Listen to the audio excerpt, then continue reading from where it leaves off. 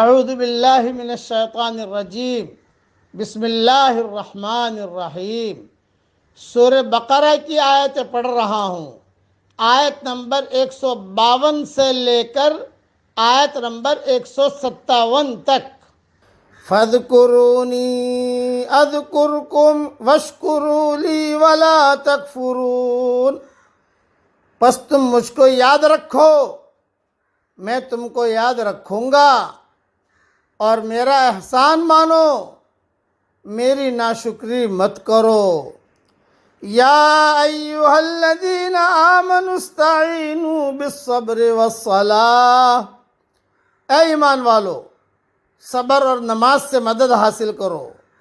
ان اللہ مع الصابرین، یقیناً اللہ صبر کرنے والوں کے ساتھ ہے۔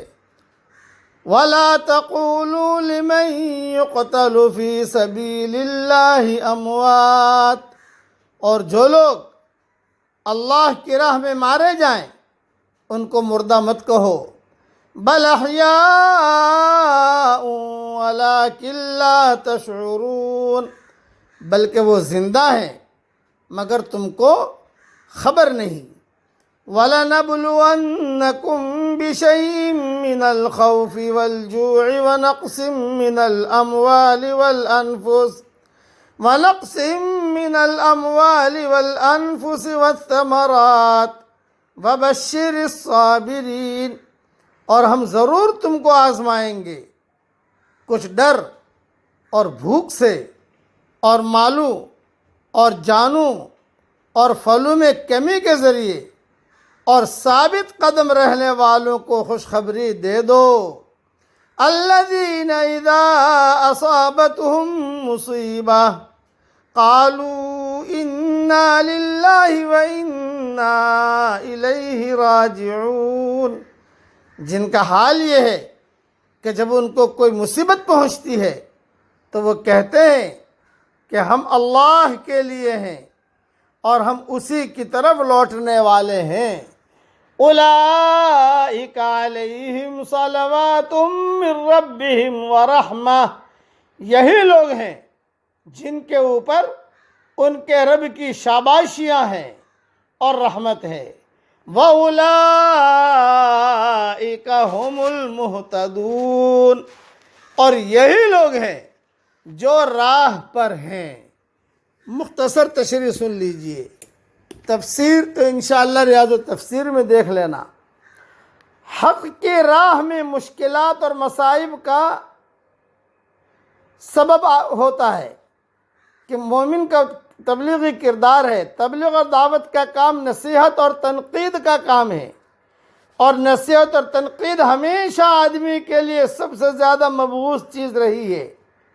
ان میں بھی نصیحت سننے کے لیے سب سے زیادہ حساس وہ لوگ ہوتے ہیں جو اپنے دنیا کے کاروبار کو دین کے نام پر کر رہے ہوں۔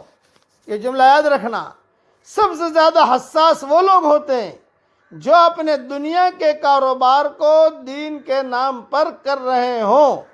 داعی کی ذات اور اس کے پیغام میں ایسے تمام لوگوں کو اپنی حیثیت کی نفی نظر آنے لگتی ہے۔ داعی کا وجود ایک ایسی ترازو بن جاتا ہے جس پر ہر آدمی تل رہا ہو۔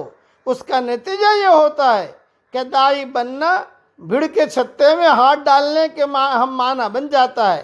ایسا آدمی اپنے ماحول کے اندر بے جگہ کر دیا جاتا ہے، اس کی معاشیات برباد ہو جاتی ہیں، اس کی ترقیوں کے دروازے بند ہو جاتے ہیں، حتیٰ کہ اس کی جان تک خطرہ میں پڑ جاتی ہے۔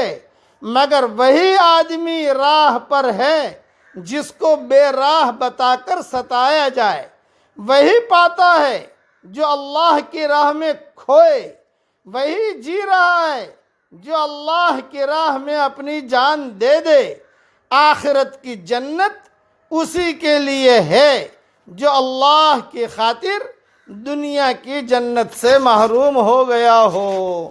یہ جملہ پھر سے پڑھ لیتا ہوں، آخرت کی جنت اسی کے لیے ہے جو اللہ کی خاطر دنیا کی جنت سے محروم ہو گیا ہو۔